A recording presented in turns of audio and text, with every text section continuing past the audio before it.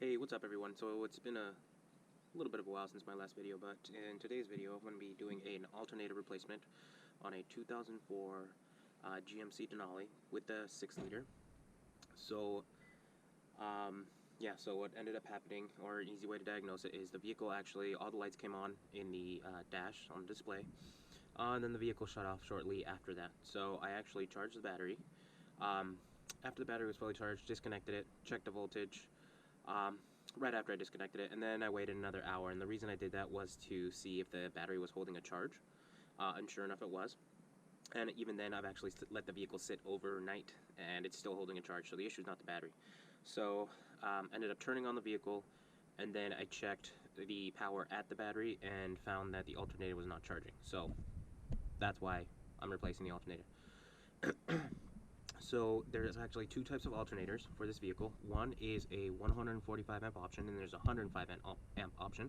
This one happens to have the 145 amp option, and you can tell because the 145 has a spacer in the case right here to let you know, and the 105 amp does not have that spacer in between.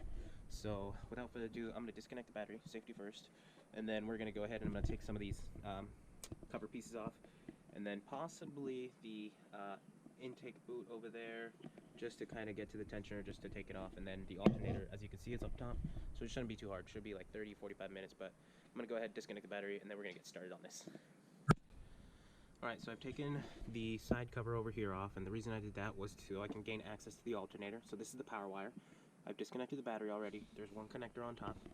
As you can see, the bolts are located at the front. I believe there's one, there's two, and then it should come out. So the next thing I have to do is I have to take off the serpentine belt. So the tensioner is over on the passenger side, and it looks like it might be, I don't know, 15 millimeter probably. So I didn't have to take the intake bellow out all the way, but the tensioner is right over here. Let me see if I can capture that for you. So it's right over here. So all you have to do is put a socket on the bolt. There we go. And then just move it clockwise, and it'll loosen up, and I can take off the belt. Hopefully it's not going to be too much of a nightmare to put back together, but essentially everything should come off after that. So that's what we're going to do. I'm going to go ahead and do that because I'm going to need 2 hands to do this, and then I'll show you what the other steps are. Alright, so as you can see, I actually did end up moving the intake bellow out of the way a little more, and that was because I didn't use a ratchet on the tensioner. But anyways, I took the belt off, and I let it just kind of hang below here. So that's going to make it easy for me when I put the new alternator on, because I don't have to reroute everything. I just have to bring it up and then just put it over the alternator pulley. So there's a 10 millimeter nut holding your power wire that goes to your battery, and then there's that connector in the back that I pointed to earlier. There's two 15 millimeter bolts in the front. As you can see, I've already taken them out, or loosened them at least, and now they're ready to come out. So I'm going to take those out, and then the alternator should pop up, the new one should pop in.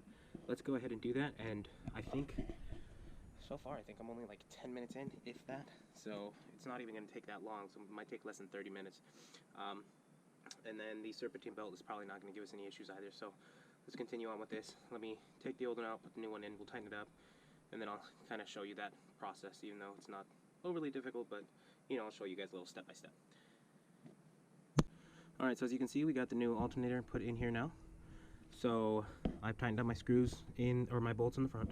I tightened up the cable, the power cable in the back with the 10 millimeter nut. I put the connector back in there. So two things before the alternator went back in. First and foremost, I actually held both alternators face to face, and that was just to ensure that the pulley size is going to be the same. Realistically, I could have actually measured it, but you know what? I just did a face-to-face comparison and it worked. Second thing I checked for was to ensure I had the same number of ribs on the pulley to ensure the serpentine belt was going to go on there correctly. Now, it's not really that I doubted it was going to be incorrect. It's just that I wanted to double check, you know. So that's the only reason I did that. So the next item is going to be the serpentine belt. Then I can put the covers back on, and this intake bellow. We'll connect the battery, and then we'll test the charging system to ensure that it's actually charging. So I'm going to go ahead and do that now. Alright, so I've put the serpentine belt back on, put the intake bellow back on, turned on the truck. Now I haven't put the covers back on because I wanted to ensure that it was going to charge before everything was buttoned up. So there it is, it's running now. So the one thing that we're going to do is we're going to, well, let me see if how I can do this. So now we're just going to check voltage. So before, when I tried to check the voltage, it was at 11.9, so it was just running off battery. So now, when I check it with my multimeter, I have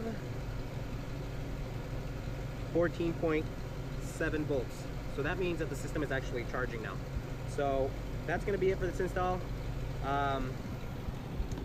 Yeah, so overall, I think it only took me maybe 26-27 minutes, so it's really not a hard install. I'm just going to go ahead and button up, put the covers back on the side cover, or the side cover over here on the driver's side, and then put the cover on the top of the engine, and then we should be good to go. So that's it. The install is pretty much complete.